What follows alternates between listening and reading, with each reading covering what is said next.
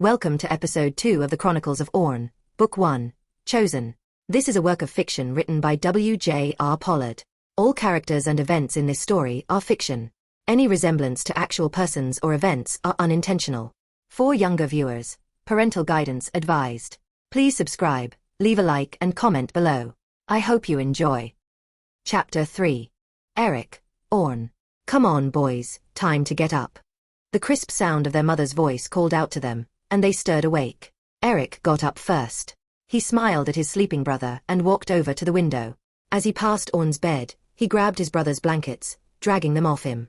This caused the still sleeping brother to sit bolt upright. "Hey, fathead. What are you doing?" Orn demanded in a croaky voice as he rubbed the sleep from his eyes and focused on Eric's back. When he realized what Eric was doing, Orn's face turned red and his nostrils flared. "Ugh, how many times, Eric? Don't piss out the bloody window. Just because there's dirt outside, it doesn't stop the wind wafting your stale piss smell back in." He got up and ran at Eric, intending to push him through the window. Eric stopped what he was doing and sidestepped Orn's charge. All right, I'll go to the lemon tree." "Gods, you're such a girl," Eric said as he shook his head. He put on a comical, high-pitched, whiny voice. "Ooh, Eric, don't make it smelly. Ooh, Eric, don't make gas near me." Orn gave him a smarmy look and asked rhetorically, "Do you think Selty will put up with your filthy habits? She's an actual girl, so I guarantee she'd complain way more than me."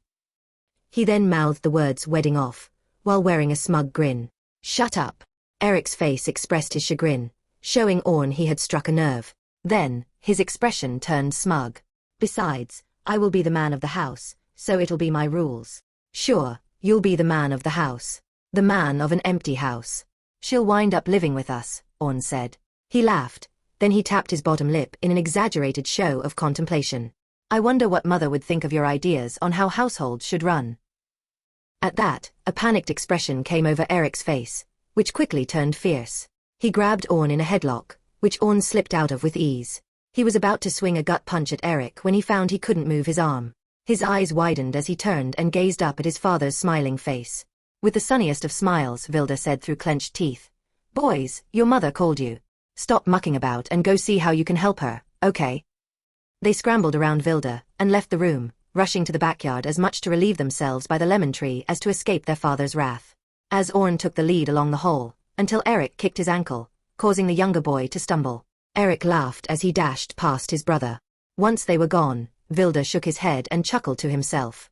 He knew his sons had good hearts, but they could be a handful when they misbehaved. He often thought that his days as a warrior were simpler times, with fewer worries. However, nothing in the world could make him trade back then for now. When he left the King's Royal Guard after marrying Venna, he'd resolved himself to never choose war over family, now that he had won. As Orn moved into the kitchen behind Eric, he could see the breakfast table already set. The warm, homey smell of rye hotcakes with butter, and the broth their mother made with the fish frames from those they had caught, filled the boys' nostrils. Their eyes widened slightly, and they swallowed as they sat down at the table with their parents. "Nice of you to finally join us," said Venna sweetly, with just a hint of sarcasm. "It's surgery, so we need to start preparing the village for the mid-year festival. After breakfast, Eric, I want you to go to Mrs. Sogard and help her in whatever way she needs. She'll be coming over to help me here, so the quicker she does what she needs to do, the quicker she can join us." Eric nodded. She looked at Orn and continued, "Orn, I need you to help me here. Your father's going over to Chief Bond to help set up the village square. So, please boys, eat up as we all have a long busy day today, and a busy morning tomorrow." "So what are we doing, Mother?" Orn asked around a mouthful of food. "Don't talk while you eat, or you'll choke. Finish and then speak," Venna chided. "Sorry, Mother," he replied while still chewing food. "What did I just say? And don't you laugh, Eric. You're just as bad." She threw a tea towel at Eric while struggling to keep her burgeoning smile at bay. Eric deftly dodged the tea towel but had the good grace to stifle his laugh and try to hide the smirk on his face. Venna shook her head melodramatically and put on a mock-serious expression as she teased, "I worry for that poor girl having to put up with you in her future." At that moment, the smile dropped from Eric's face as he blushed furiously. "Mother." Orn gave his brother some vicious side eyes, accompanied by a smug grin. That earned Orn a thumb-sized piece of hot cake his mother threw bouncing off his head, which had the whole family laughing. After they finished breakfast, Vilda and Eric headed out while Orn cleared the table. His mother hummed cheerfully as she began gathering all the ingredients she would need to prepare for the feast. Orn washed the dishes and then walked outside to empty the water from the tub.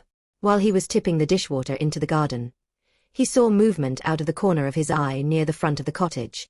When he looked in that direction, he thought he saw a flash of long, pale blonde hair. "Hello. Is someone there?" He dropped the tub and, at a brisk walk, he moved to the front of the house and rounded the corner. There was no one there. The road was empty as well. He walked around the entire building, and after finding nothing, dismissed it as a figment of his imagination. Orn returned to the kitchen to continue helping his mother. At around midday the next day, all the villagers gathered in the village square before the fire pit. Lining the square were torches, with the fire pit set up in the center. Surrounding the square were some of the more prominent residences, including the home of the priest and the village chief's family home. The village priest and healer was an elderly man named Gelder. He was wearing his white fur robe and deer antler headdress with crow feathers hanging from the thick leather headband which held it all together. He stood before them, in front of the carved pole, slightly to the side of the fire pit. The priest led a chant, and most of the gathered villagers joined hands, rocking from side to side. Others kept time with small bells or simple skin drums. The chanting combined with some of the men's throat singing, creating a solemn rhythm and melody, bathing the village square in a soft, somber musical supplication. Gelder raised his hands, and the villagers fell silent.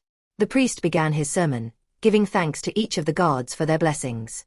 "We thank you, Briga, goddess of our hearts, for the feelings you bestowed upon us, and for the rain from your tears of joy and sadness, which give us life. We thank you, Durin, god of the sea, for your grace in allowing us the mastery of your domain, and the bounties within your home that sustain us when our fields cannot. We thank you, Mayim, god of war, for our strength in battle, for the fires that keep us warm and those that burn within us, and for your great hall, where our warriors can drink and sing of their glory. We thank you, Fridig, the All-Mother, for sharing with us your body so that we may live upon it and from it. And we thank you, Everin, god of creation, for the knowledge and wisdom you endow us with, and all that comes from it, and for the day that gives life, and the night that gives all that which lives, the time to rest." With that, Gelder bowed his head, and the villagers followed suit. At this signal, several of the village boys, including Orn and Eric, came leading the 5 sacrificial pigs to Gelder's left side, while Selti approached from his right, holding aloft the ceremonial dagger. She reverently handed it to the priest, who accepted it with the same reverence. The village boys led the first pig to a deep drainage borehole next to the fire pit. Just beyond it, before the stacked, but as yet unlit fire pit, was the ceremonial bowl. The priest led the pig towards where the bowl was, gently straddled the pig, and with the ceremonial dagger, deftly slit the pig's throat. Once the bowl filled, the first boy brought it over to the villagers to pass around. They drew with their fingers 2 crimson lines down their foreheads, drinking it from the bowl. When the last person finished, the villagers cheered, including the priest, and then they set to work lighting the fire and preparing the pigs for the feast. Now, the formerly somber and serious tone of the gathering turned festive and cheerful. Having finished their religious observances, it was time for the village to celebrate. Those who could play instruments headed up to the small stage and began playing common songs, and some villagers sang to accompany the music. Others danced in the square, while the village men took turns supervising the fire and the pigs as they roasted. It was almost time for the sun to dip below the horizon, surrendering the sky to the moon and stars. "Eric," Venna called out as she waved for him to come over. She rolled her eyes in exasperation and tried again. "Eric." A sudden booming voice broke through the general din. "Eric." The entire square fell silent. Everyone looked towards Vilder in shock. Eric made his way to his parents, a mortified look on his face. Venna gave Vilder a reproachful look, at which he blushed a little, realizing his gaffe. Those present recovered from the initial shock and gave a wry chuckle as they returned to their celebration. Eric, dragging his feet with a mortified expression on his face, stood before his mother. Vilder, off to Venna's side, with a slight grimace mouthed to him. "Sorry." Venna cupped Eric's face in her hands, leaned in on tiptoes to kiss his forehead, and then spoke in a low voice into his ear. "You haven't asked Selti to dance yet." She grabbed his shoulder and turned him to face the direction where the slender girl with her red hair tied in a single braid stood. Eric's heart skipped a beat as his eyes caught sight of her standing next to her mother, wearing a lovely yellow summer dress. They were looking towards the musicians, swaying with the rhythm. Venna then whispered, "Go on. You need only say something like, 'Would you like to dance?' Nothing could be simpler." Then she gave him a gentle push in that direction. Venna watched him move away, and then dramatically buried her face in her hands. She peered between her fingers, watching as her eldest son made his way over to Celti, dragging his feet as though he were walking to the gallows. As she saw him stop most of the way over and pretend to be watching the musicians, she shook her head and chuckled. She then sighed and ran her fingers through her hair, bewildered. He's hopeless. Absolutely hopeless. Oh, thank the gods. He had finally approached Celti, and together they moved toward the other folk already dancing. Vilda grabbed Venna's waist and pulled her into him. He then lifted her up and began dancing around. Venna squealed a little and, while gently thumping him about the shoulders, laughed. Put me down, you lummox, and dance with me proper. I'm not a baby. He lowered her, wrapped her in his arms, and danced with her close. Orn returned from the food tables, holding a pork rib as he chewed the meat from it. He laughed as he noticed his brother being awkward while he asked Celti to dance. Then he smiled, seeing his parents dancing together. He watched them for a few minutes, then settled his gaze on Brenda. In his chest, he felt a sudden pang of sympathy. Although she was smiling, he could see the pain in her eyes. He, as much as the rest of the village, was aware of her grief at her husband's passing, and of her worry for her absent sons. As a community, they had rallied around her to help her through it. Because of this, he decided he should cheer her up, if only for a moment. Walking to the fire, he tossed the rib bone in and went to the wash bucket to rinse off his hands. He then walked over to Brenda Sogard where, with a flourish, he bowed and asked, "May I have this dance, milady?" Brenda laughed heartily at that and curtsied with equal aplomb as Orn succeeded in momentarily chasing away the sadness that was haunting her. With a hand on her heart and a charming smile, she responded, "Why, good sir, I would be honored." "Oh no, ma'am. The honor is mine." Then Orn offered her the crook of his elbow, which she looped her arm through, and he led her into the square to dance. As they began dancing, she said to him jocularly, "Your brother could take a pointer or two from you, Orn," and then she laughed some more. As Venna danced with Vilda, he leaned down and kissed her. She smiled up at him as she blushed slightly and turned, pressing her back against his chest, her arms reaching back over his shoulders with her hands clasped behind his neck. He leaned down to kiss her cheek, but she gently grasped his beard to point his face toward their sons dancing with the Sogards. She had a beatific smile on her face. Vilda, realizing what she was showing him, said into her ear, "We did good, didn't we, love?" With a slight catch in her voice, as a tear of pride tumbled down her cheek, she replied, "We did, my love. We did." As the evening wore on, some of the elderly and the parents with very young children began heading toward their homes. The music had tapered off, and some villagers arranged chairs and benches around the fire pit. Although the flames had mostly died down, the coals were still giving off a cheery warmth. Night began taking over the sky, and the men were talking about different matters of various import. The remaining women were also chatting amongst themselves, with a few of them joining the men's discussions. Mead was being freely passed around in cups from a barrel set up a ways back from the fire pit. Eventually, most of the remaining womenfolk headed to their homes, including Venna, Brenda, and their children. Vilda, Chief Bon, and Gelder the priest were sitting close to the coals. Gelder was well into his cup as his eyes were half closed and his speech slurred. The chief was also quite tipsy. Vilda could feel it, however, he didn't get drunk easily because of his size. He downed the drink he was nursing and said to the village chief, "All right, Bon, let's help Gelder here to his bed." Chief Bon chuckled at that and muttered, "It's the same every year. It gives me joy to remind him of these times when he delivers his sermon about avoiding excess." Both men chuckled, helping Gelder to his feet. Gelder stirred and slurred. "Hey, my French. Such a good showing, Don Shaw think? Wait, where are we going?" "Ooh. We should go fishing." Vilda responded, "Sure, friend. In a few days, once you recover from your mead sickness." "I'm not sick. I'll have you know, good sir, I am the pisher of good health."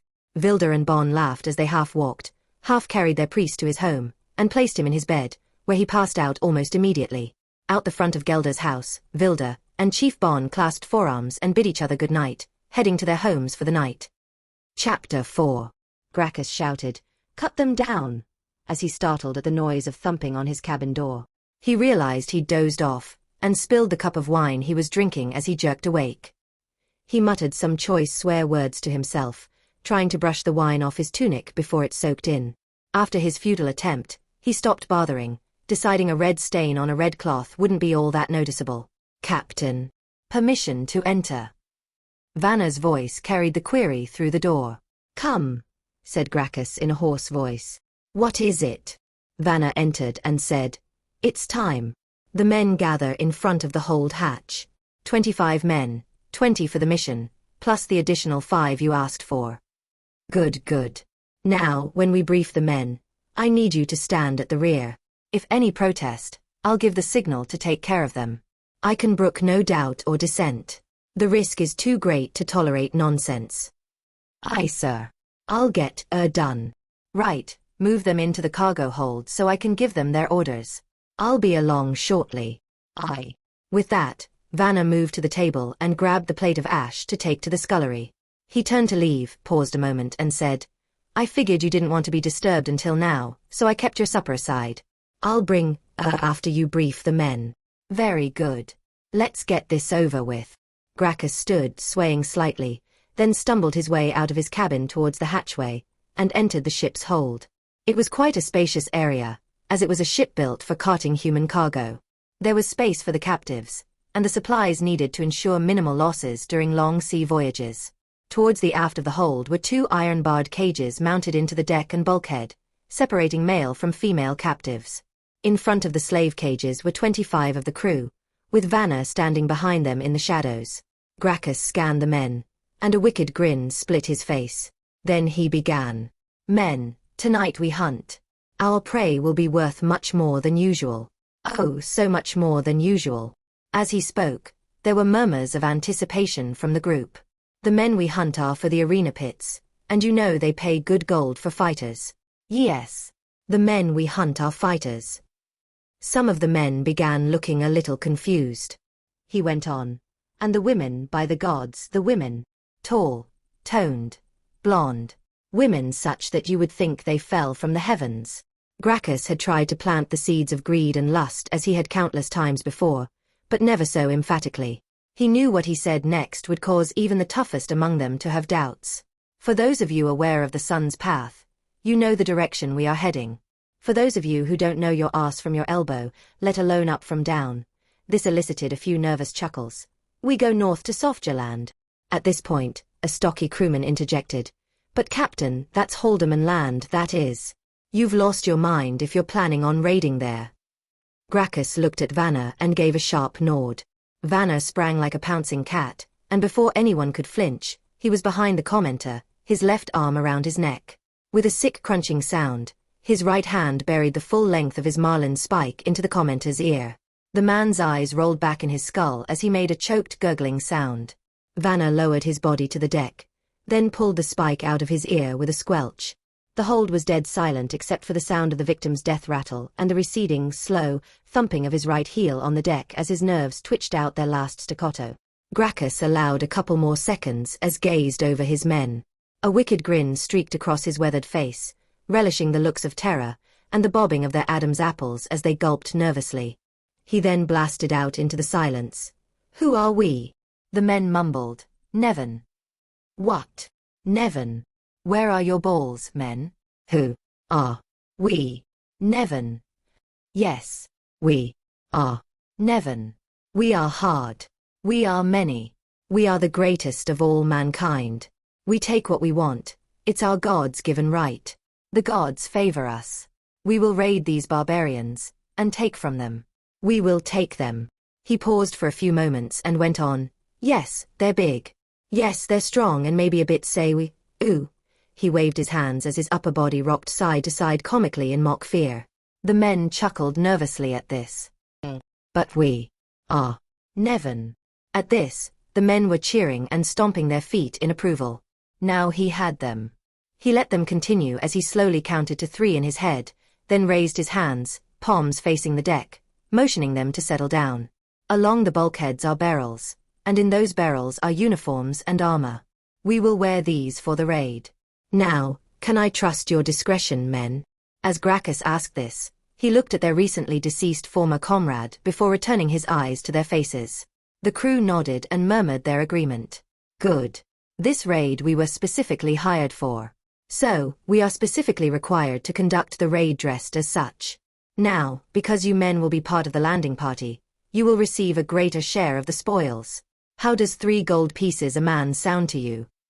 As Gracchus scanned the faces of his crew, he could see the gleam in their eyes as they realized they were to be paid what would usually take them 5 months to earn, if they were lucky.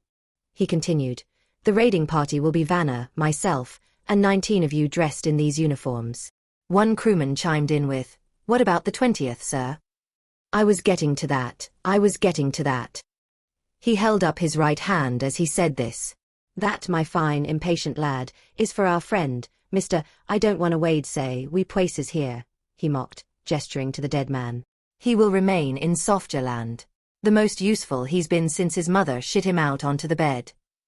The men laughed raucously at that. Then Gracchus asked, "Who among you can shoot a bow?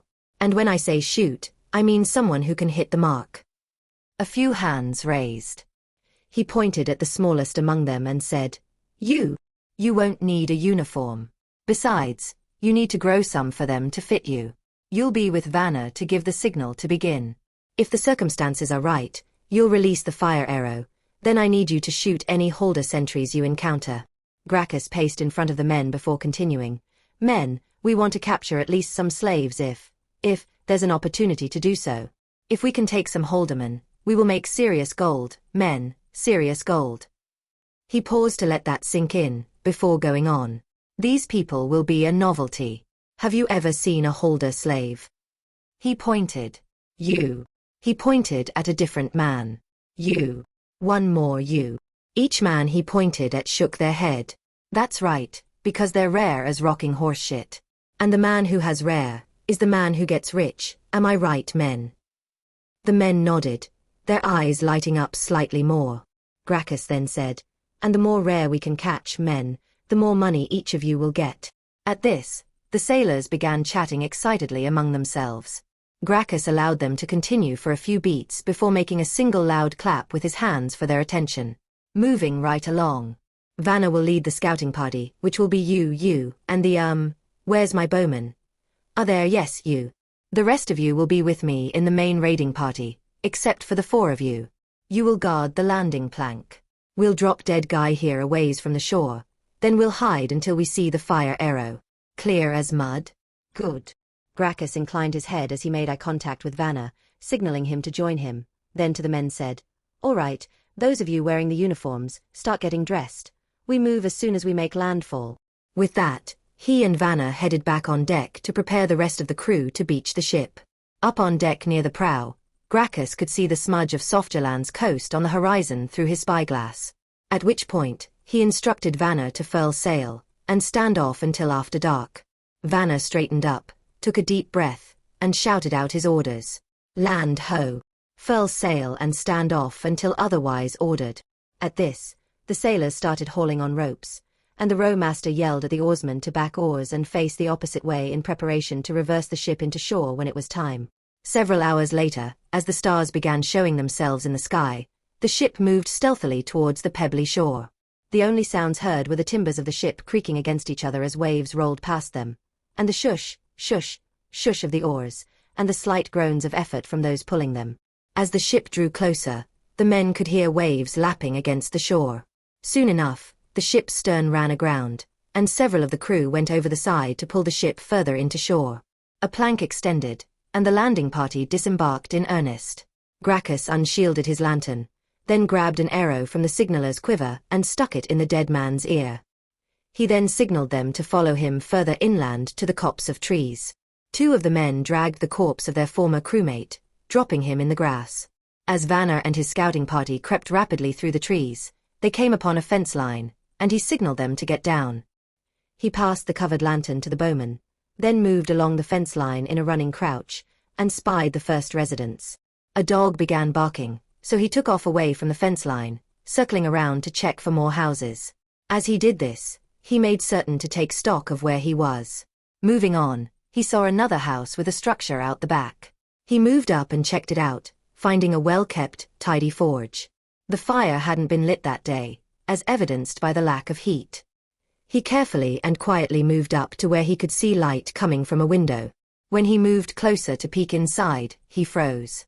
His chest tightened so fast he felt momentarily paralyzed. For inside that window had to be one of the most beautiful women he'd ever seen. She was tall, with long blonde hair flowing down her naked back, accentuated by a single braid running down the center. Her body was shapely and well-defined. When she turned around, he caught but a glimpse of her face before ducking out of sight. But that was all he needed, for that image etched itself into his mind. The only imperfection on that flawless visage was a vertical gap in her left eyebrow, which didn't at all detract from her beauty. If anything, it enhanced it. Vanna whispered to himself. She will be mine. Whatever it takes. He moved around the outskirts of the sleepy village, keeping to the shadows. As he approached the smoldering fire pit, he almost swore aloud. The largest man he'd ever laid eyes on walked by. He halted there and watched the man saunter down the main path through the village, then continued his reconnoiter.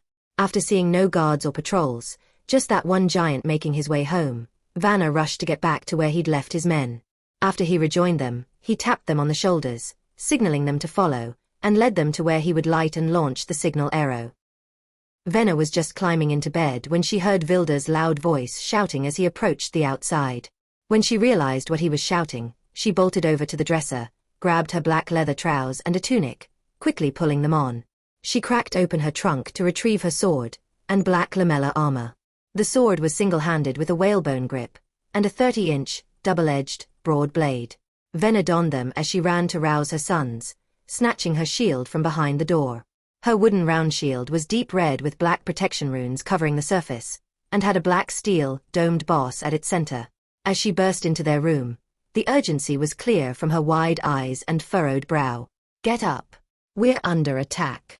Eric and Orn shot out of bed, unable to believe they'd heard right, but impulsively moved to their mother, regardless. Venna was already heading to the door as Vilda burst in and grabbed his war hammer from its place, hanging in the corridor. A vicious-looking weapon with a wooden haft approximately 4 feet long. It had a leather-bound grip with a leather thong at the base of the handle. A riveted iron straddle reinforced the haft to prevent it breaking in half during a fight. The striking side of its head looked like a large meat tenderizer, and the backside was a thick, curved spike. There was also a spike atop the hammerhead, allowing it to be used as a short spear. Orn asked, "What are we supposed to fight with?" "You two will keep your mouths shut and stay behind us," Venna answered. "Now help me with these laces on my armor." "Where are they, Vilda? What did you see?" "I didn't see anyone, just a flaming arrow. But I'm as sure it was a signal as I am the sun is bright." "All right, let's try to get everyone into the forest. We don't know who or how many they are, so our best option is to run and stay out of sight." Vilda peered out their front door quickly. He then turned to Venna and said, "You get Brenda and Selty, take them and the boys away from the village. I'll start gathering everyone I can find and send them after you." With that, they all ran out of the house. Vilda turned left, heading towards the outskirts, and the Hagen's place. Venna and the 2 boys dashed over to the Sogard cottage. As they arrived, Brenda and Selty were already coming out of their front door, worried expressions on their faces. "What's happening?" Venna gestured for Brenda to lower her voice as she spoke in a hushed tone. "Vilda thinks we're under attack, and he is not one to jump at shadows, so I'm inclined to agree." "Gods help us. What will we do?" Selty asked in her soft voice, beginning to tremble. "For now, let's head for the trees. We'll figure it out from there. Come, follow me." Venna moved in the direction Vilda had gone, shield forward, sword held low, relaxed but ready. She moved with a dancer's grace, her eyes scanning constantly for any threats. Eric grabbed Selty's hand and reassured her, as Orn watched to the rear. They heard battle cries and some screams as the enemy descended upon their village. Selty's face drained of color as tears streamed down her cheeks, and a whimpering cry escaped her lips despite trying to stifle it with her hand. After moving a short distance, it became too much for her as she froze, hyperventilating, and looking about herself frantically. Brenda dropped back next to her and spoke to her in a calm voice, adding to Eric's reassurances. "You're all right. We're getting to safety. We just have to keep moving. Come on, Selty. We're all right." Vilda moved quickly and silently. His footfalls made no sound, a difficult feat for a man of his size, but accomplished through his experience as first a hunter, and then as a warrior. He was born in Bruderman, a Holder nation far to the north, locked in ice for half the year. The land of the Berserk, a hard land that produced even harder men. Seeing a glint of metal reflecting the dim moonlight, he changed direction. He circled around, following the fence line while crouching over to keep his profile low. As he slowly approached, he could hear 2 hushed voices speaking in Nevan. The two men in banded armor with piked helms walked along as they held their quiet conversation. They had no inkling that death was stalking them from behind. Vilda closed the distance with slow, deliberate steps. Not fearful of these men, more that he wanted to take them down silently, not drawing attention from their comrades. His eyes glinted in the moonlight, anger boiling to the surface. He pushed the anger back down, lest it consume him. As soon as Vilda could reach the men with his weapon, he swung a vicious cross swipe, leading with a spike on the backside of his hammer. It struck the first man in his helmet, punched through, tearing his helmet off and taking half his skull with it. The force of the blow drove the dead raider into his companion, causing the two men to fall in a heap. While trying to wrestle himself free, the second raider thought, "What just happened? What is on my face?" He looked up, and for an instant, he saw it. Something impossible moved towards him as he rolled his former comrade off. He thought, "This cannot be human, the size is just too wrong." Stepping out of the shadows, the moonlight fully revealed the giant as he raised a weapon over his head. As they made eye contact, the raider's eyes widened, and he let out a blood-curdling scream. The scream was cut short as Vilda brought his hammer down onto the man's chest. His hammer caved the armored in at the center, smashing the raider's sternum into the organs it was supposed to protect. Then Vilda jogged back toward the village center. He cursed silently at the noise of the man's scream as he looked around. Then he shrugged his shoulders and muttered, "Oh well, there's no help for it now." Venner could hear the clash of weapons and heard a blood-chilling scream that cut off as suddenly as it had begun. After a few moments, Vilda came bounding towards them. He pulled Venner aside and told her quietly between breaths, "They're trying to encircle us and move inwards. They're Nevan legionaries, but they're not real coordinated. Deserters? I can't be certain, because why would they come here and then attack instead of trying to blend in and hide? Focus, dear. Right. The way I just came is clear for now. I took down 2 of them, so if you hurry that way, you should be able to break through easy enough. I'll hang back and cover you. Did you see anyone?" He looked into her gray eyes, and with a slight headshake said, "I didn't see anyone. Get them to safety." With that, he turned and headed on toward the square. Venner hesitated for a second, meaning to argue. Instead, with a sorrowful and worried look, she said, "I love you." "I love you too, Venner. Now go." Venner signaled the others to follow, heading in the direction whence Vilda had come. Orn watched his father heading to the fire pit when first one, then 2 arrows appeared in Vilda's left thigh. It looked as though tufts of feathers on long stems had blossomed out of his leg. His father dropped to his left knee as 4 armored men in helmets moved to surround him. Through the tears clouding his eyes, Orn could see that the coals in the pit were still glowing, and he could feel the pulse in his temple, his pounding heart, and hear the rushing of blood in his ears. A strangled cry escaped him as he extended his arms toward the fire pit, his fingers curling like talons. His thoughts turned to flames, envisioning them engulfing the men attacking his father. The dying fire pit roared into life as a giant pillar of flame erupted skyward, and surrounded the nearest 2 soldiers like a phoenix wrapping them in wings of fire. The 2 men screamed in agony as their flesh and nerves seared, slowly turning to charcoal. Then Orn felt a thud and heard a strange high-pitched whining sound. His world tipped on its side, and everything faded to black. As Vilda jogged to the village square, he heard wind over fletching. Before he could react, he felt an impact on his left thigh. A sharp pain radiated from where an arrow struck him, and then a second 5 inches above it. He dropped to his knee, yanking the arrows out. Using his hammer to assist, he was getting back to his feet when 4 Nevan legionaries spread out before him. Kneeling, he was eye level with them, an unfriendly smile spread across his face. The enemy stared back at him, wide-eyed, with Adam's apples bobbing. As he moved to rush the 2 to his left, a giant flame erupted from the smoldering fire pit. The sudden blast knocked him onto his backside, and sent the 2 men he'd targeted flying. The pair to his right screamed and ran around as flames engulfed them. Then, as suddenly as the fire flared up, it was gone. Vilda blinked in the sudden quiet, but he snapped out of it, thinking he could worry about that another time.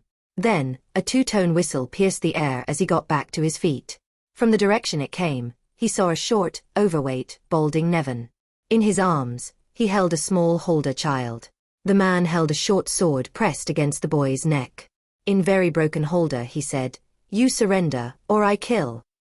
Vilda said to the boy, Don't worry, little Turin, you'll be fine. He then looked at the man with disgust and said, You people are animals. I will take your fat head and break it in half like a melon. The fat man looked at Vilda confused, but then he tightened his grip on Turin and pressed the sword closer, drawing a bead of blood. Vilda noticed he was surrounded now, and some of the Nevan soldiers had taken other hostages. Realizing the man didn't understand, Vilda tried using small words and gestures with his left hand. I surrender, they go free. You kill them, I kill all. On the last sentence he drew his thumb across his neck while pointing his hammer at every man there. The fat Nevan paused, then inclined his head with a raised eyebrow. He spoke to his men in Nevan, and they let go of their hostages. However, the leader kept hold of Turin. Vilda had suspected that would happen. So he stood to his full height, and with a deliberate motion, held his hammer out in front of himself, let it drop to the ground, and spread his arms. The men cautiously approached with ropes. As they came closer, Vilda feinted towards one of them, making a dog-like noise, "Aoh," causing him to yelp and trip over backward. The leader made a hup hup hup sound, pulling Turin in tighter. Vilda shrugged, then put his hands out to his sides and said, all right, allowing the Nevan soldiers to bind his arms behind his back. As Venna glanced back, she noted the towering inferno rising out of the fire pit in the square, and saw the two human torches running and stumbling around in their pain-induced madness. Then she saw the silhouette of Orn, hands outstretched, screaming in rage towards the square. With no other options, Venna ran up behind him and struck him behind the ear with the pommel of her sword. Eric, pick up your brother and carry him. We must leave now. But father. She cut him off. If we don't leave, what he's doing will be for naught. Now grab your brother and let's go. Her tone brooked no further argument, so he jogged over, bent, and scooped Orn up, heaving him over his shoulder into a fireman's carry. Venna returned to the front of their group and started leading them out of the village. When they neared the tree line, Venna saw a light off to her right. She signaled the others with her sword to head through the trees and take cover, then turned back towards the light. As she prowled forward, she saw that a short, muscular, bald man had uncovered a lantern he held, and then drew his short sword. In the light, she could see a wicked scar on the left side of his face and an ugly, leering grin. He placed the lantern down, and, in a gravelly voice, spoke in his language. There you are, my sweet, sweet girl. Venna didn't understand what he said, but felt a wave of disgust as, by his expression, she could read his intent. She could see a man flanking him on each side. As she took up her fighter's stance, she angled her shield forward, her sword point aimed toward his chest. The men looked at Vanna with unease, but Vanna paid them no mind. With his prize within reach, he adopted a brawler's crouch as he inched towards her, cutting figure-8 patterns with his short sword in front of him. Without taking his eyes off Venna, he said to his companions, "She's mine. Try not to cut her too much." Venna looked from one to the other. She needed to kill them fast, and get moving, or more would come.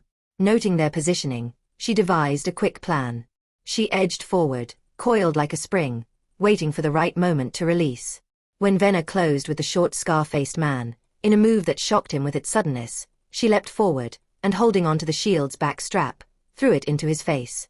The shield edge struck his nose, crushing it. She yanked the strap, pulling the shield back to her.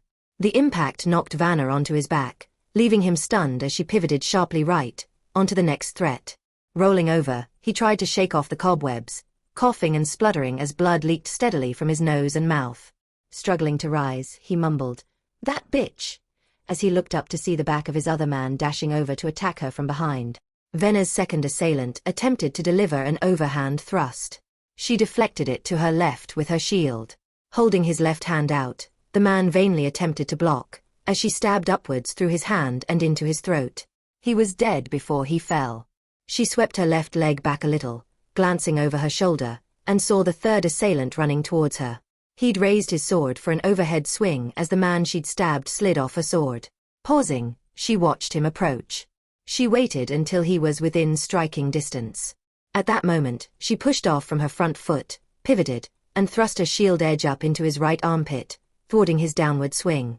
His momentum caused his legs to sweep out from under him. He seemed to be suspended in the air horizontally as he made a quarter turn. Gravity began reasserting itself on him as Venna, with an overhead swing, chopped down with her sword, catching him diagonally across his side. The blow severed his left arm and slammed him into the ground. His chest armor prevented her cut, but the air left his body with a whoosh, accompanied by the sound of breaking ribs as he hit the ground. Venna straightened up and, without looking at the downed man, swung a backhand stroke as he tried to sit up, severing both carotid arteries. She then ran back towards the center man as he was getting back to his feet, a red, misty geyser gushing upwards behind her. The blow to his face had left Vanna dazed. He couldn't recall a time in his life when something had hit him that hard, and horses had kicked him a time or two. Equally shocking to him was the sight of a woman tearing through veteran fighting men like thin cloth. Vanna was about to make ready to face her again when he felt, rather than heard, a sickening crunch. Again, he was looking at the sky from his back. He would have heard her retreating footfalls as she sprinted off into the night, were it not for that persistent high-pitched noise. He would have seen her sprinting off into the night, were he able to open his eyes. After they'd put some distance between themselves and the village, Eric, Brenda, and Celty stopped. Eric gently laid Orn on the ground and whispered to Brenda, "Look after him, please. I'm going to find Mother." Before she could respond, he disappeared into the night. Orn groaned, and as he was returning to consciousness he asked, "What happened? Where am I?" Celty placed her index finger to his lips to tell him to be quiet and bent down to whisper to him, "We're somewhere outside the village. Eric has gone to bring your mother to us. Just rest, all right." Suddenly, Orn felt a wave of nausea come over him, and he rolled to his side, retching. Celty tried to help him as best she could. Brenda whispered, "Don't worry, Orn. That's normal after a knock on the head. You'll have a nasty headache, but the urge to be sick will pass." At that moment, they heard rustling from the direction Eric had gone. They held their breath, only to heave a sigh of relief as Venna's hushed voice called out to them. Eric had found her and returned. In the distance, they could still hear shouts, and the occasional metallic clash of weapons striking. Then, after a few more moments, silence. Eric said to Venna, "We need to go back for Father." "Not now. We don't know how many enemies there are, and if we go back now, we could end up dead, or worse," responded Venna. "What's worse than dead?" Eric asked sarcastically. "Believe me, child, there are fates far worse than death. And make no mistake, Eric. You are a child. My child, and you'll do as I say, or you can take a lie down next to your brother, understood?" Eric cast a sullen look at her, but knew better than to do anything other than hold his tongue. Venna continued in a hushed but forceful voice. "We wait here until it gets lighter. Then we may go back, slowly and quietly." Eric nodded, and his mother said, "I'll keep watch. You get some rest." And with that, she moved off, back towards the village. Chapter 5. As they reached the shoreline, the raiders led Vilda onto the ship.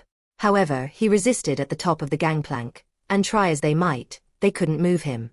Vilda glared at the fat Nevin, while the Nevin's raiders tried beating him, shoving him, and yelling at him. But the giant man wouldn't budge. On the shore, Gracchus noticed Vilda glaring at him. Realizing the cause of the giant's resistance, Gracchus, looking back at Vilda, released his hold on Turin, threw his arms out wide and took a step back. Gracchus coaxed him a little, speaking in a gentle voice. Go. Go on, you go now." He gestured toward the beach.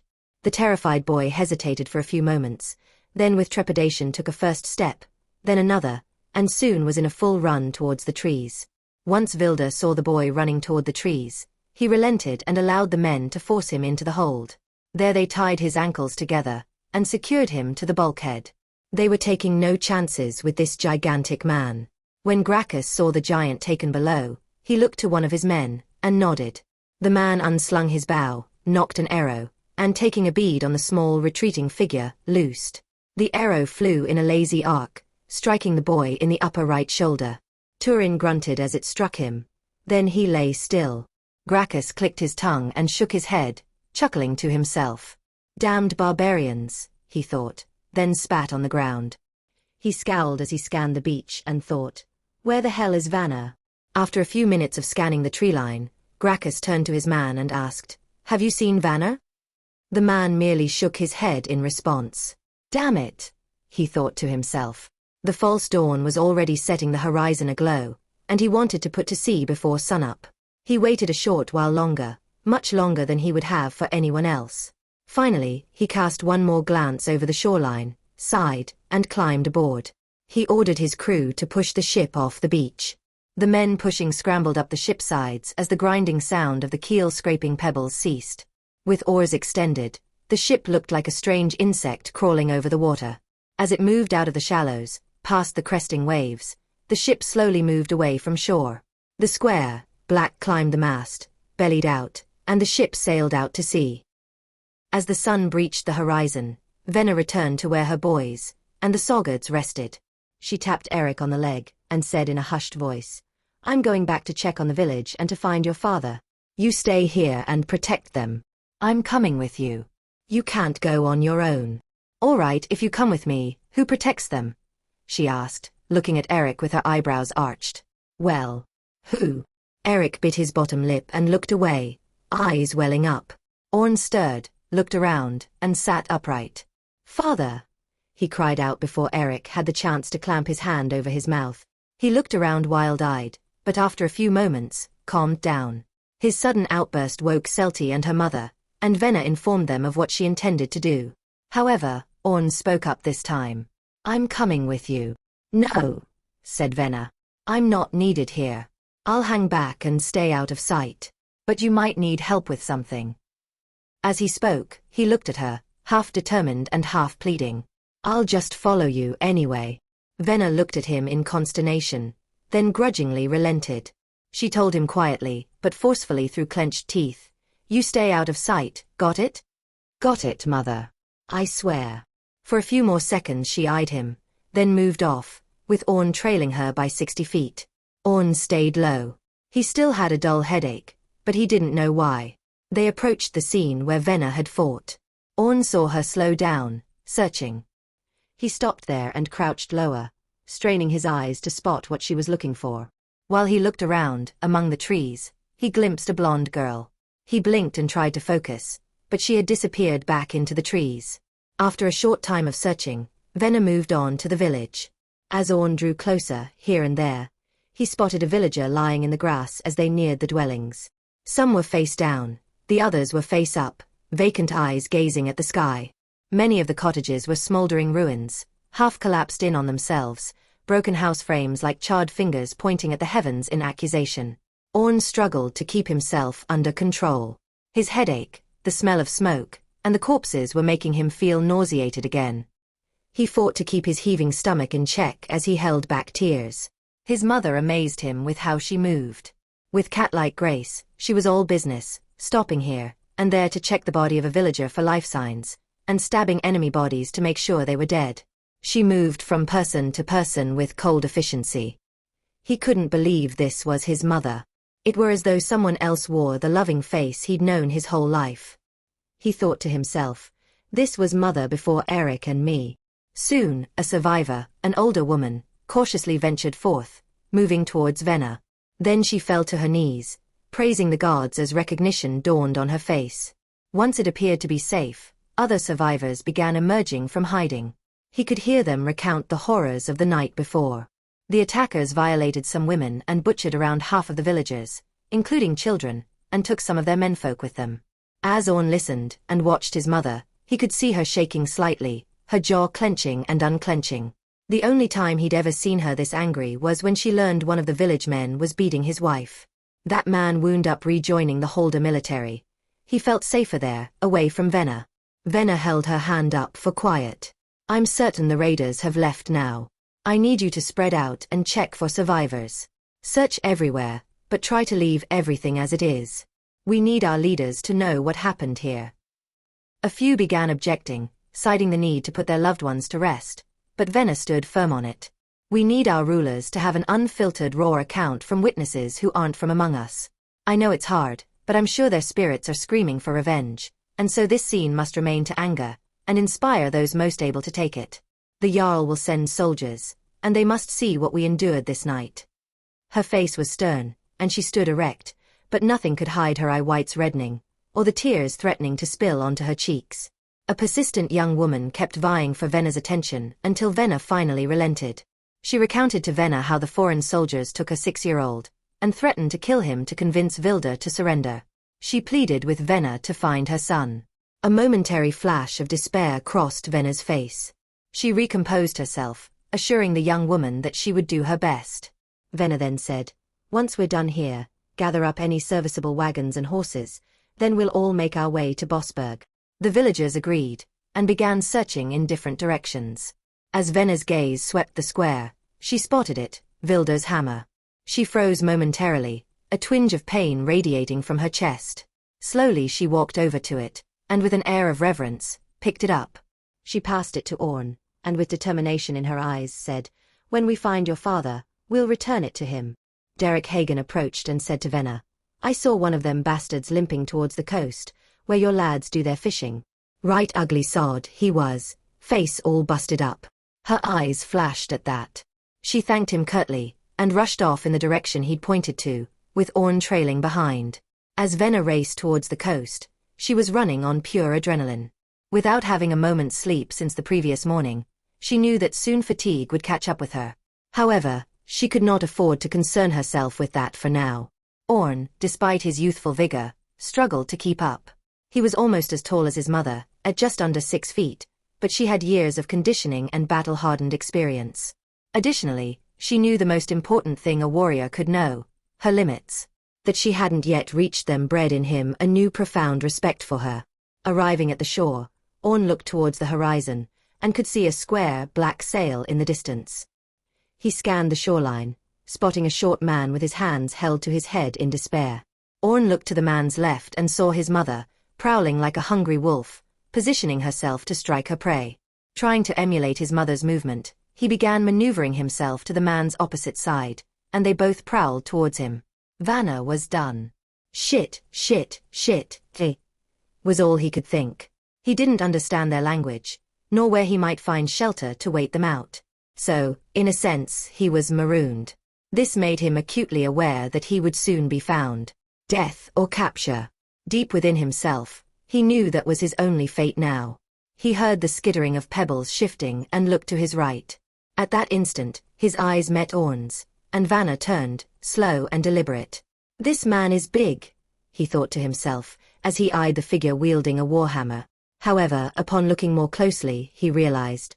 No, not a man. A boy. What sort of people are these? He didn't get the chance to ponder further. His world blurred as he descended into darkness. Venna had crept behind him, and with a well-practiced hand, delivered a precise blow, much as she had done to Orn. Venna leaned down to check on him, only to hear his soft snores. She gave a curt, satisfied nod to herself, and looked to Orn. "Do you think you could carry this one?" "I guess. But for what? We're taking him to Bosberg with us." "Oh." Venna dropped into a crouch and froze. Orn made to ask her what was wrong when she emphatically shushed him, signaling him to be quiet. In the calm air, he strained his ears, and then he heard it, a soft sobbing about 100 feet to their right. Venna, pointing to the unconscious man with a curtness that brooked no debate, said, "Grab him and start back towards the square. I'll be right behind you." With that, she dashed towards the sound.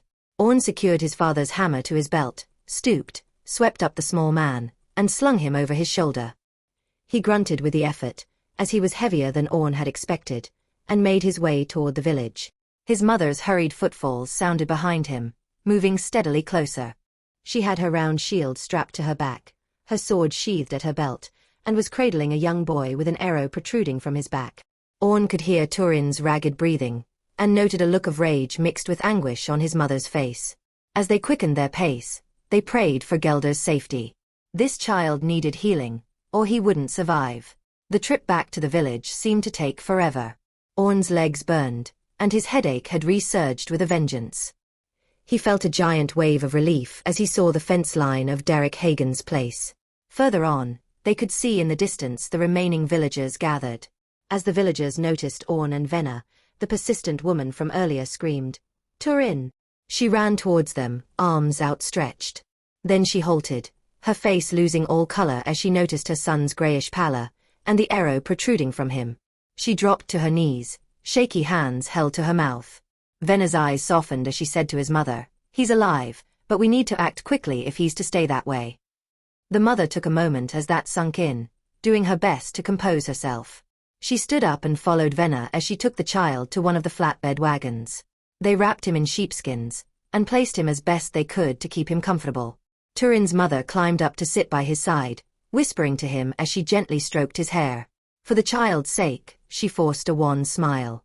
Orn dumped his burden onto the ground. Some of the villagers, upon seeing a raider, began moving menacingly towards him. Orn held up his hands and said, "Whoa, whoa, whoa." Mother said, "We need him. We're taking him with us as a prisoner." The villagers, justifiable in their anger, ceased moving towards him. Derek Hagen, his face displaying his scorn, said, "I'll grab some rope to tie him with." Venna asked, "Has anyone seen Gelder?" An elderly woman wearing a dark red dress gestured at Venna to come with her. Covering her exposed skin were angry purple bruises, with fresh cuts on her face, and her left arm was in a sling. Venna followed, and there lay Gelder in the bottom of a wagon. Stripped from the waist up, his abdomen was wrapped heavily in cloth bandages, seeping blood through them. It pooled on the wagon's flatbed underneath him. His skin, covered in a sheen of cold sweat, had that unhealthy grayish hue of someone whose life had all but spilled out. The old woman said to Venna, "One of those bastards ran him through when he was trying to stop them from." There was a catch in her voice as she struggled to continue. Venna touched her shoulder in a reassuring gesture that said without words it was all right, she understood. After leaning her shield against the wagon, Venna climbed into the back, and leaned over the priest. As she looked at him, she couldn't hide the awareness in her eyes as to the man's condition. The wound was a mortal one. She tried to force a smile and said, "Gelder, you look well." Venna kept the smile in place, even as tears began falling from her eyes. Everything was finally beginning to catch up with her, as she saw her oldest and dearest friend, their priest and healer, dying before her. It was the crack that finally began breaking the dam of all she was holding at bay. Gelder, in a raspy, soft voice, said to her between gasps, Hey, it'll be all right, Venna. It's seldom a priest such as me is blessed to dine in Mayim's great hall. This is a good thing." He reached up to touch her face and started coughing, a tearing, rattling sound. She lifted his head and helped him turn to his side. He wiped his mouth with the back of his hand, smearing blood across his cheek as he settled back down. Gelder looked dazed as his breathing became shallow. His eyes, however, suddenly sharpened. He half wheezed, half whispered to Venna, What was the commotion?" Venna, through her tears, almost sobbed. "Don't you worry. You rest now." Gelder struggled to sit up as a sudden surge of strength returned to him. His voice came stronger, even as he struggled with the bleeding in his lungs. "What was it?" Venna relented and said to him in a breaking voice. "We found Turin by the water. They shot him with an arrow. It doesn't look good. Bring him to me. Gelder. Bring him. There is no time." Venna looked at Orn and caught his eye. She didn't need to say anything, he just knew. He went to the flat deck wagon and scooped up the boy. He hastened to his mother's side and unwrapped the boy from the sheepskins. Gelder took some ragged breaths as he focused on the child. "Take it out." Venna snapped the shaft protruding from the boy's back, clenched her teeth, and pulled the arrow through. Blood started flowing from the two holes. As she did that, a golden glowing light emanated from the priest's hands. He placed his hands over the two wounds, and as they all looked on, the wounds stopped bleeding and closed. The only evidence of Turin's injury was two small white circles where the arrow had pierced through.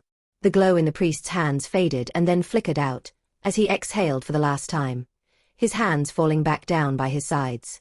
Venna closed Gelder's eyes with her hand and pulled him to herself. She cradled the man who, once a long-time guiding hand and friend to all, was no more. The little boy stirred and weakly murmured, "Mama." Orn was returning the now-healed boy to the mother when he saw that Eric and the Soggards had returned. They could hear Venna's muffled, broken-hearted sobs as she hugged Gelder tightly to herself and rocked him gently. All the strain of the previous night, the taking of Vilda, the anger at seeing the aftermath, the wounded boy, and now the grief she felt had finally overwhelmed her. At that moment, she ceased being a staunch Holder warrior and returned to being a woman. Orn's vision clouded as his own tears filled his eyes. Both he and Eric went to Venna's side. With some coaxing, Orn released her hold on Gelder and laid him back down, as Eric pulled their mother into his embrace while she continued weeping. After a time, the storm within Venna subsided. Then she informed the villagers of her plan to ride on ahead and send help back to them. Besides several wagons, the villagers found and saddled 3 horses and tied them off nearby for her and her sons to ride. Brenda stepped in and said to Venna, "You need to sleep, dear. You've been non-stop since sunup yesterday. Lie down in the wagon and have a kip for an hour or 2. We can lead the horses as we move along the road, and you can ride on ahead after you've rested." "There's no time for that," Venna retorted hotly. "Venna, for the love of the gods, sleep," Brenda pleaded. "What good will it do to risk a fall from your horse? Please, get some rest. Your boys need rest too."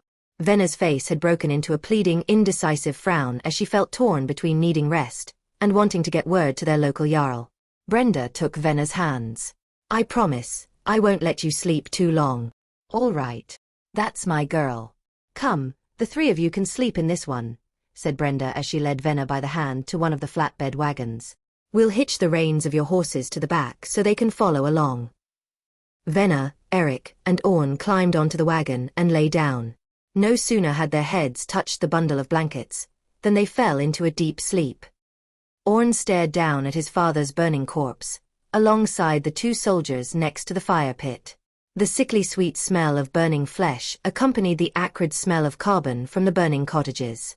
"Oh gods, I killed father, I killed father, I killed father."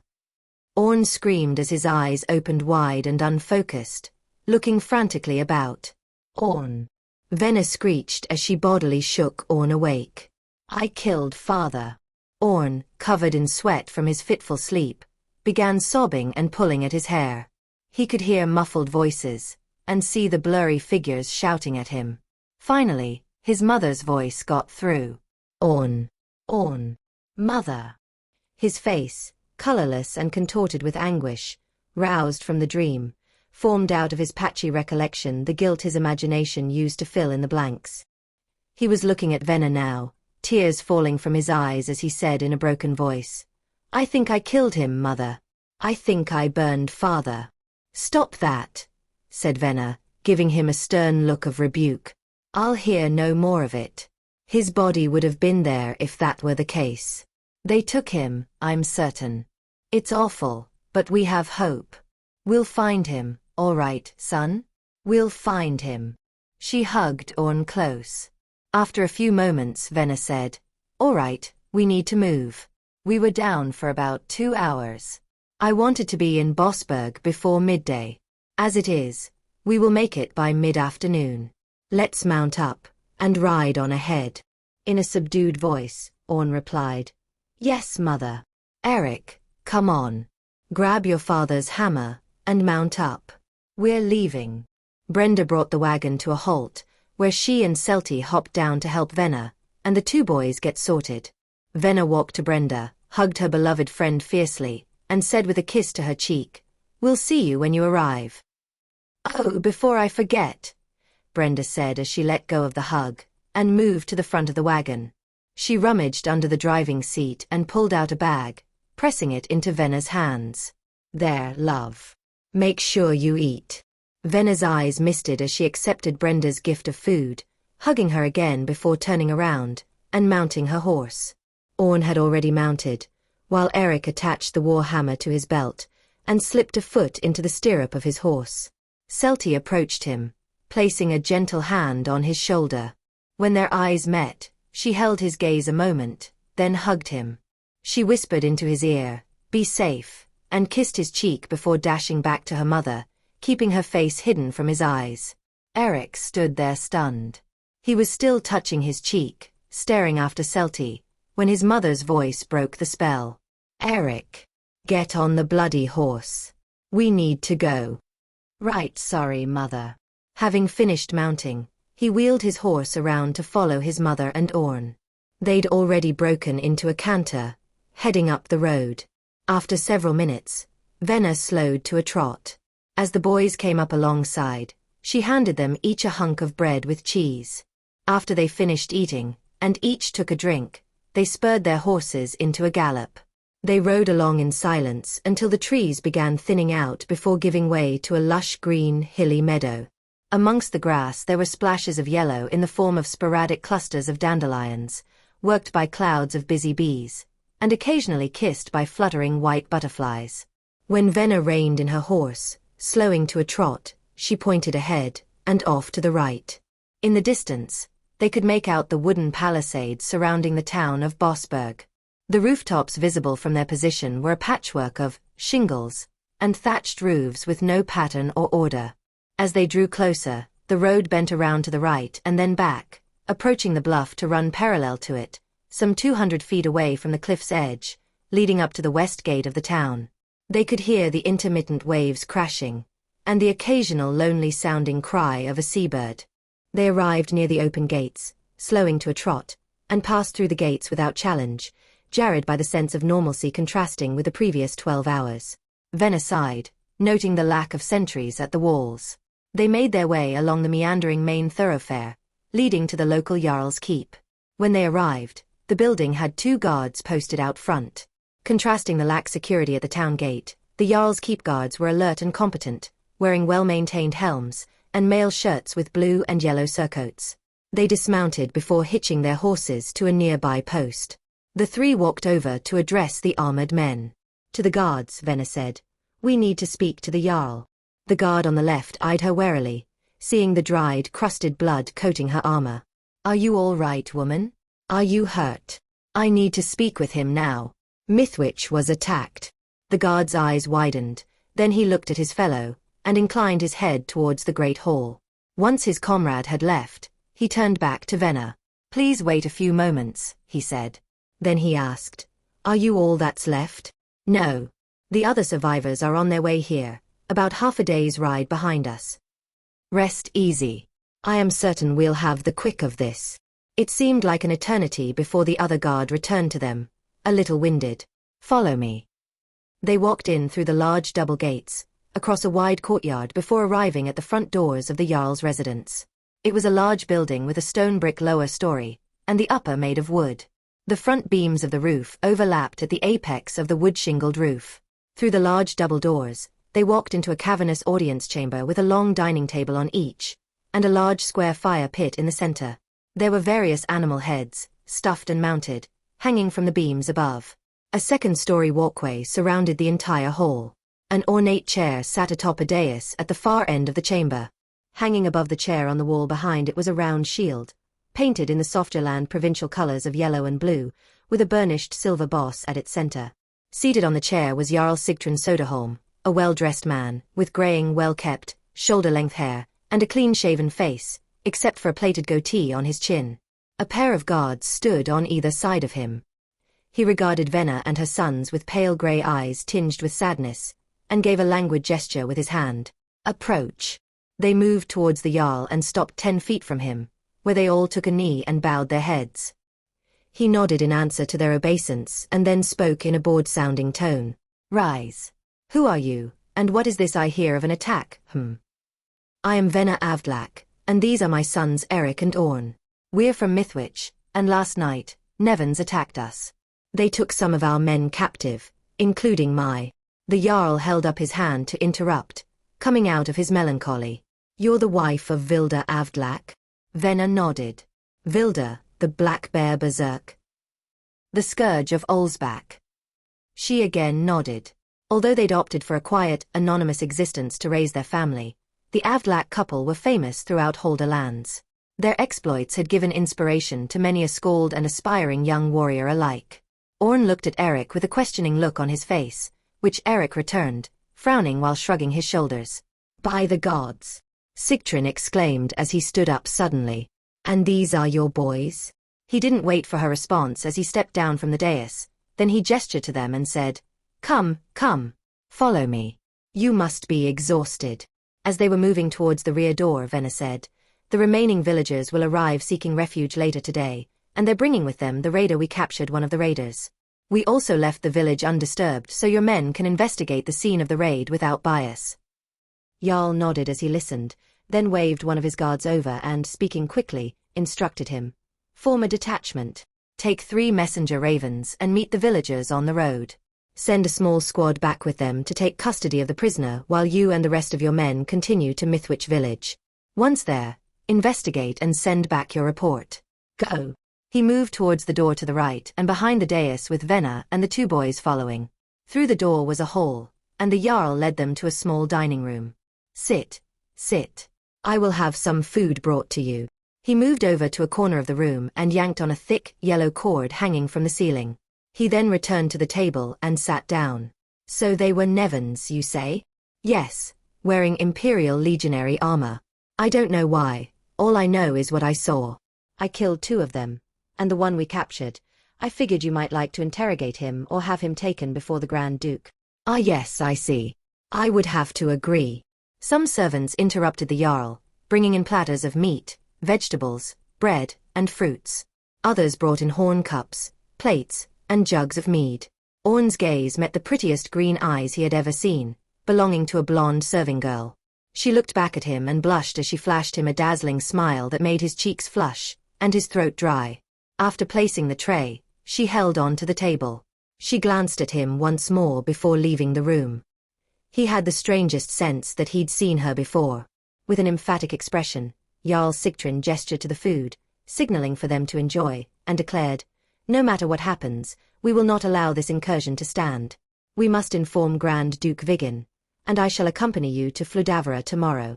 "Thank you, my lord," said Venna as she bowed her head in his direction.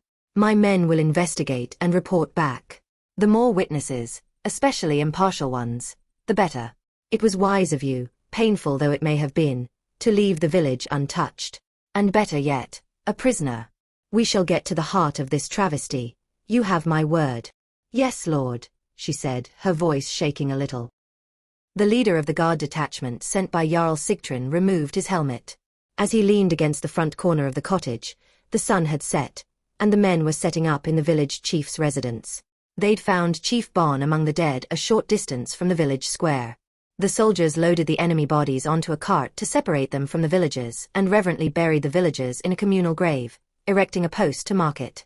They had to complete a large part of this by torchlight, as the sun was already touching the western horizon by the time they arrived. Fortunately, it was midsummer, so daylight persisted long enough to afford them the time needed to investigate the area.